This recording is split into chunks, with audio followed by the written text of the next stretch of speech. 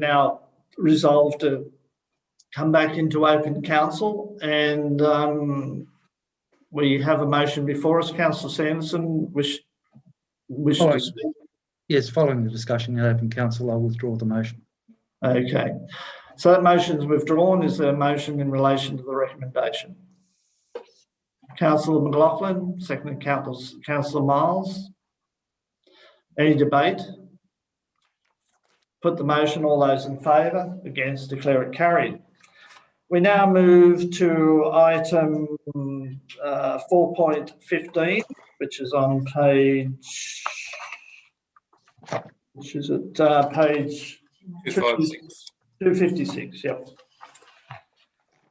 And they're relating to summary of council investments as at the 31st of January 2021. Is there a motion in relation to that? I would just move it. It still appears that we are. Is there a seconder to the motion? Councillor Miles, Councillor Collins, you wish to speak to your motion? Yeah, it still appears that we're in breach of our investment policy, even though this is brought back in I think December. So look, it's going. As I referred it to the audit committee in December, it's going to be dealt with by them on Wednesday, I think, at that meeting. I suppose we'll have an update there. But I just want it noted that we are still outside our investment guidelines. I seek the General Manager's view in relation to those comments by Councillor Collins. Are we outside of our, or is there an explanation for that? Through you, Mr. Mayor, I'll ask the Director of Finance and Corporate Strategy to respond. Yep. So, councillors, you may recall shortly after the last council meeting, we sent detailed written advice as to the decisions made regarding and the application of the investment policy. So, yes, what Councillor Collins is referring to, there is a reference, and in that detailed advice, we talked about the three different levers of the policy, and there is a reference to should and the credit rating. We received advice from a recommendation, I should say, from our investment advisory, and on the basis of that recommendation and on the application of the various provisions of that investment policy, that decision was made at that point. So on that email on the 18th of December, which you would have all received, it went through the application of that policy. On Wednesday's paper, we have the council investment report in November, the investment policy itself, and also that detailed advice. And the committee itself are aware of that as an agenda item, and we'll go through that as per the resolution of council in November. Are we still using the same investment advisor? We have the agreement, as you may recall, was a 12-month agreement. That 12-month agreement has lapsed. It's finished now. We've sent out an RFQ. We've based that RFQ on a 12-month plus 12-month, and we've received we've received those submissions, and we're going through an evaluation process as we speak. And that will come back to council, I imagine. Look, just to answer you there on the delegation itself, typically tenders over 250, and the way our current delegation register is, tenders over 250 go to council. It can go back to council, but certainly it's typically the way the Local Government Act's written is that councils receive tenders. But I think given what's happened. Yeah, can I just add to that? Through you, Mr. Mayor, given the interest and the discussion that's occurred at council, we'll bring that report back with the recommended advisor. Can I ask a question also to the General Manager, through the General Manager? We've got, again, we're building up this $6.5 million at call at, 0.45%, which is quite low. Now, the last time I brought this to council's attention back in July, I believe it was, these investments were put into healthier term deposits. Why are we building up this cash on hand? Can I just, ask the Director to explain the expiry and also the strategy behind that? Sorry, a little bit too keen there. So just on that, so the movement between the November and the December report, given the question that was asked in November and given that the advisory services was expiring at the end of November, what we did is, and given the comments regarding the triple B rated investments, we've moved over to the Macquarie because that on-call account at the moment is providing the highest interest rate. And so that was the reason for that decision. You'll also note that the AMP, some of those AMP investments we talked about before, they're also expiring in February. By then we'll have the new investment advisory services. I'll have a more detailed, we'll present the report to council. And so that was the original intention. And the 0.45 is actually the best offer at the moment, given that the term deposit market is very depressed. So you're saying that even at Macquarie, and a term deposit in a 3 or a 6 or a 9 month term deposit at Macquarie, where the cash management account's been held, that there's no rate better than 0.45%. There are, but at longer term yields, and given that the contract of the investment advisory services was coming to an end, we at that point just moved that over until the conclusion of the RFQ process. Thank you. Any further? You've moved that, Councillor Collins. You've asked some questions. Do you wish to speak to it? Yeah, I'll just say that again. This is why we need an investment committee. This is not. I feel like I'm just repeating myself.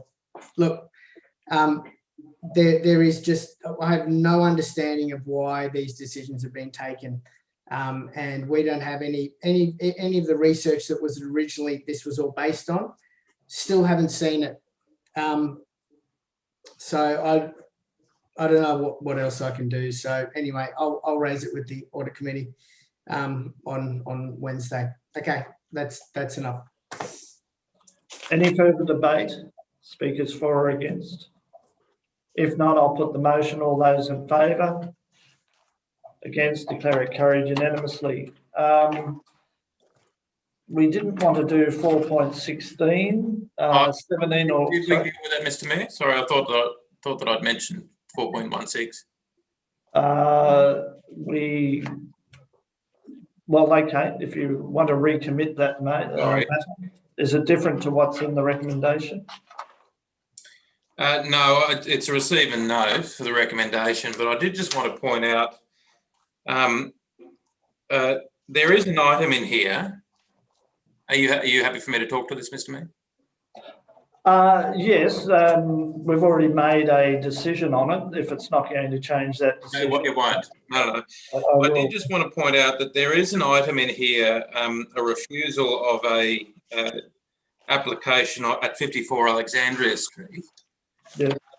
I would just make the comment, and I'm sure that other councillors had heard the story or had representations made to them. These applicants went through 6 to 8 months of trying to work with council to develop a solution to disabled access issues. Not quite sure where you're heading with this. We've agreed to the recommendations. It's a receive and note, and nothing can be done about the. That's right, because it's out of our jurisdiction. But I'm not quite sure where this debate's going to change or influence the outcome. It won't. Can't we just listen? It won't, Mr Mayor. But the point I think is worth raising that there are some local residents that came together to try and work with council and with the landowner to create a business in Hunters Hill. And as a direct result of this decision made by the LPP, they have had to pack up and leave. And there is a business, there's an empty building, and there is a business that is no longer operating in Hunters Hill as a result of this decision that's made here. And it is a bad outcome. And I think it's worth worth noting, and they are certainly it's worth their story being told, because I think that although it is out of our hands and it was an independent process, there is one less business in Hunters Hill due to the decision made by our representatives on the local planning panel. And it was a good outcome. It improved the disabled access, but as a result, that business and those locals have had to pack up and leave, and that building remains empty. Yeah, point noted, but that decision, as you say, has been made by an independent body, and we can't change or second guess. Voting my disagreement with them. Yeah. Okay, we now move on to item 4.19, which deals with. Did we actually move that motion and pass that motion? Yes, we did. That's why I was cautious about entertaining further discussion on it, because we'd already made a decision that we weren't in a position to change. But point noted from Councillor Miles, but it's out of our jurisdiction. We've got to, which one is it? 4.19, which is on page 271, and it relates to School Safety Committee held on the 5th of November. Councillor Collins? Yeah, I'll move it. Is there a seconder? Councillor Crassoy. You wish to speak to it, Councillor Collins? Yeah, look, just briefly, we had the first School Safety Committee late last year. It was a long time in the waiting, and we had representatives from most of the schools, and the general feedback was that it was a very, very helpful, and they were very excited about a new chapter of engagement between council and the school community. There's going to be terrific opportunity for safety outcomes to be achieved a lot faster, which hasn't been typically done very well in the past. And you know, I think pretty much every member said what a great, and you know, when I brought this committee with Councillor Miles, it wasn't, not everybody supported it. Councillor Crassoy spoke against it. Councillor Sanderson voted against it. So it was by no means a unanimous thing, but I think we can all agree now that that we are turning a new page in the way that we deal with these matters. We are not going to have, hopefully in the future, issues like Reeby Road, like Mary Street. You know, all of these can be dealt with efficiently, effectively. We have the communication channels open. We have a direct line with the schools, the PNCs. Transport New South Wales rep said all councils should be doing this. So we are the first council to be doing this, and I think it's a terrific opportunity to show you know, real innovation in this area. And as for the parking, pretty much everything that we've spoken about in the minutes now is already in motion. We've got the timed parking outside Baroni Park Public School. Shouldn't have taken as long as it has. It could have been done the end of last year, but I understand it's going to be now done. We need to obviously look at the 2 lanes, the traffic at Church Street, where there's a number of parked cars, which was pointed out by the school, which has the potential to alleviate a lot of the build-up of the traffic there. So these hopefully that'll come back to the next traffic committee meeting. And we heard from Transport New South Wales about some terrific new initiatives they have with you know, data and the way that we can manage traffic better around these schools. So yeah, a lot happening, and I look forward to the next meeting, which I would expect would be held in the next month in March. General Manager, if I may. Madam General Manager, is there a schedule for the meeting? Through you, Mr. Mayor, I'd have to ask the Director Service Delivery if he can advise while I look in the calendar. Through you, Mr. Mayor, there's. Oh, you're mute. Yeah, you're gone on mute. Yeah, unfortunately.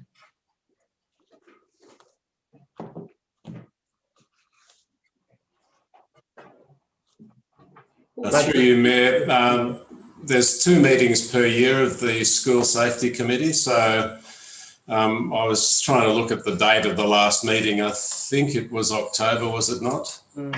November. So it'll be March. Yeah, March would be good, I think. Great.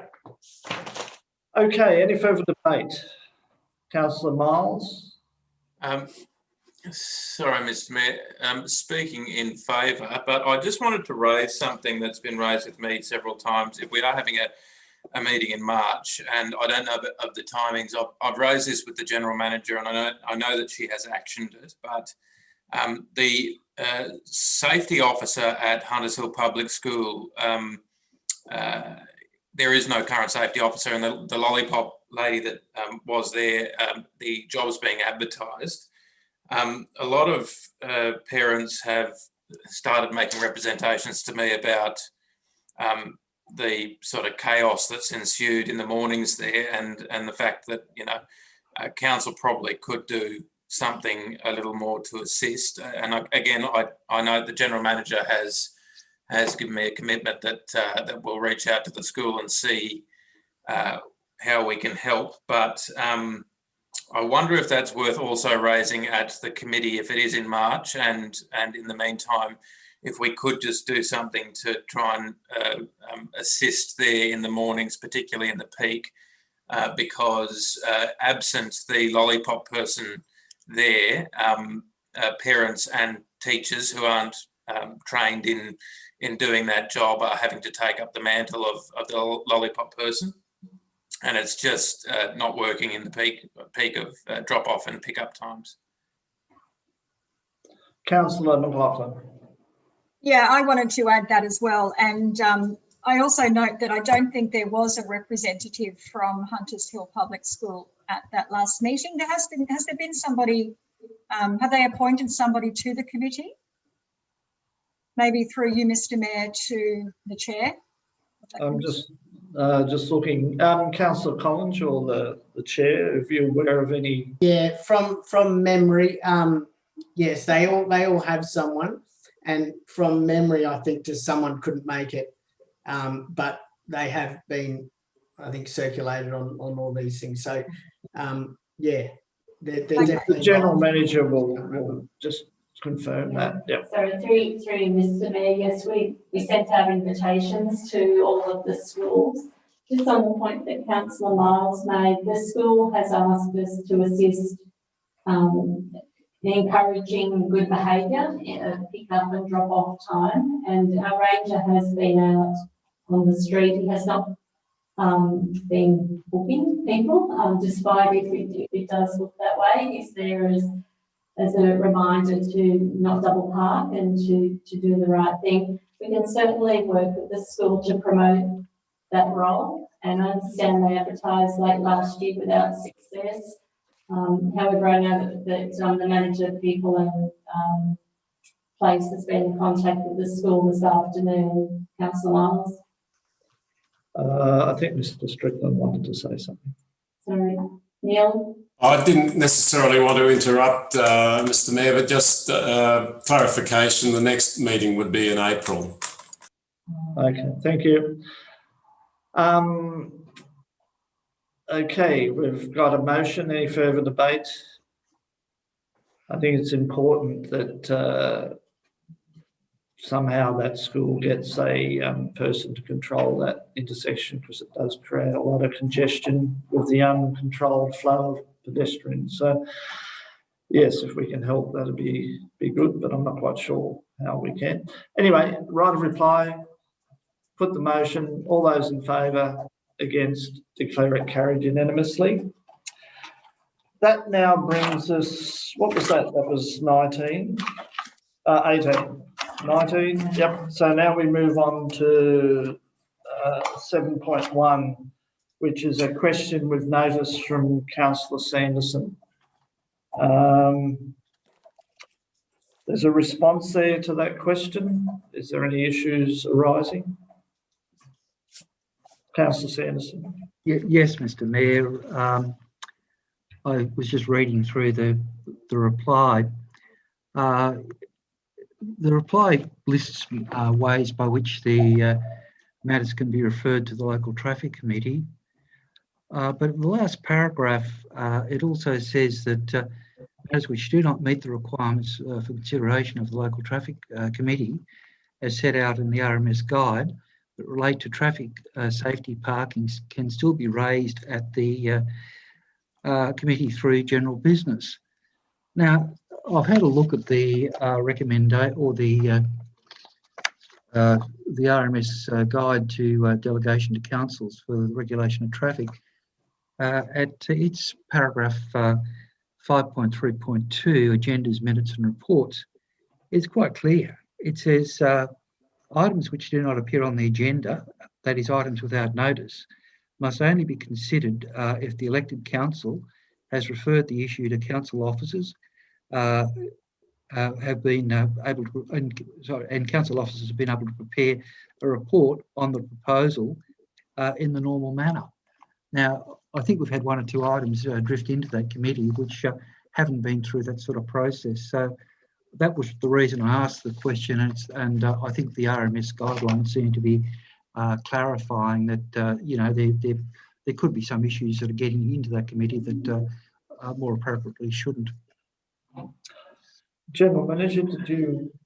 Through Mr. Mayor, would the director like to make a comment on that?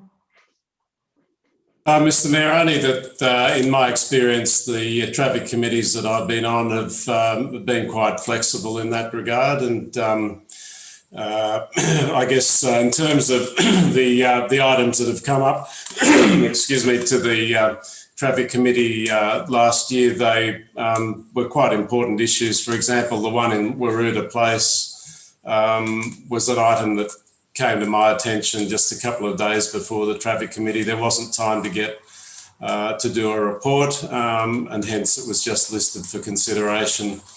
And the intention is just to bring them up for discussion. If there needs to be a report or a referral to council for a decision, tend not to be too bureaucratic about it, in my experience, Mr. Mayor. Thank you. Councillor Sanderson, are you accepting the response? Oh, Mr. Mayor, I still have some concern. I mean, in the question that I asked. Well, I think, in fairness, if you've got any further issues, you need to move a motion of some respect. Look, at this stage, Mr. Mayor, I won't. I think we should consider it and perhaps bring it back to a later meeting. Okay, so you've accepted the response. Yes, Councillor Collins. I have a question. Yes. Of Councillor Sanderson. Considering this is about the process of referring matters to the local traffic committee, how was it that you managed to refer the parking restrictions changing directly out the front of your own house to the traffic committee and then vote on it in a local traffic committee meeting? What was the process you followed there? Mr. Mayor, I don't really know that I need to answer that, but I will answer. I think the matter was raised after it was brought up by residents. It was referred to council officers. Council officers made a report on the matter, so there was no irregularity whatsoever. So, but you were actually part of the consultation. I think, Mr. Mayor, I think it's important that the public understand. Mr. Mayor, I think we need to understand the context of this, in that Councillor Collins made a code of conduct complaint about my conduct. I was totally cleared. Okay, end of matter, I would have thought. Yes, point taken. I'm Now, not suggesting the code of conduct. I'm just asking a question of process. How is it you've you had vote an on the matter answer. about changing the parking restrictions out the front of your own house? Councillor Collins, you've had an answer, and I accept that. I haven't been given an answer. Well, I believe you have, and you've explored the issue further through other channels. So, process has been completed on that. So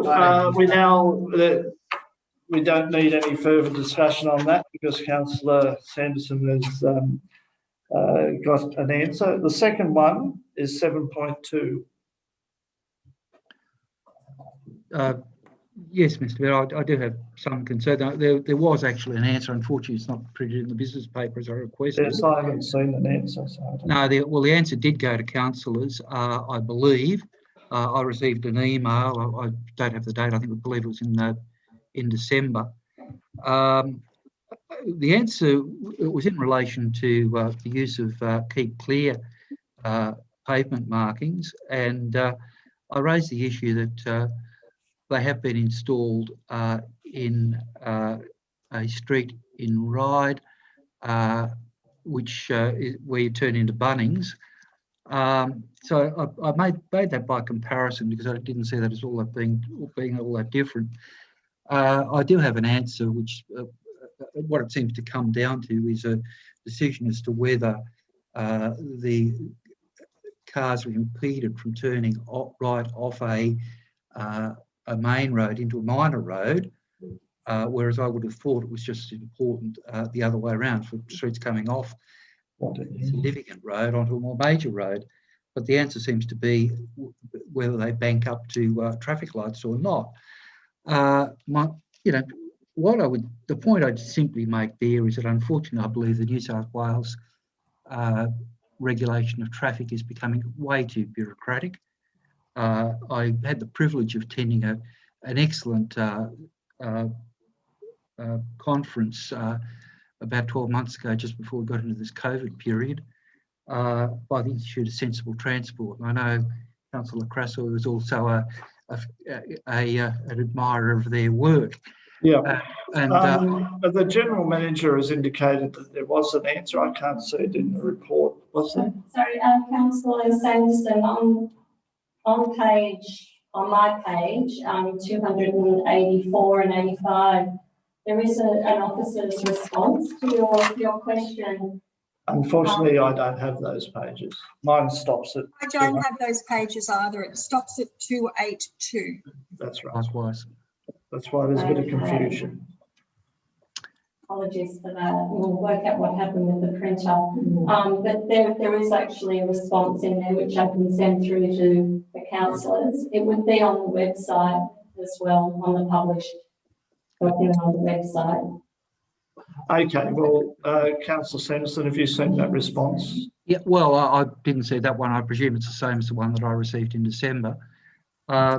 I simply wanted to make the point that I think the Traffic Control of New South Wales wants to take more the approach that was taken in Europe, particularly the Netherlands, that has been promoted by the Institute of Sensible Transport. So I think we need a bit of reform in that space. Yeah, the General Manager has put on the screen that response, so it's a matter, I think, for us to have a look at that and, if need be, discuss it at a later stage. So with that, I don't think there's any further business out of that question. You've had a chance to speak to it, Councillor Sanderson.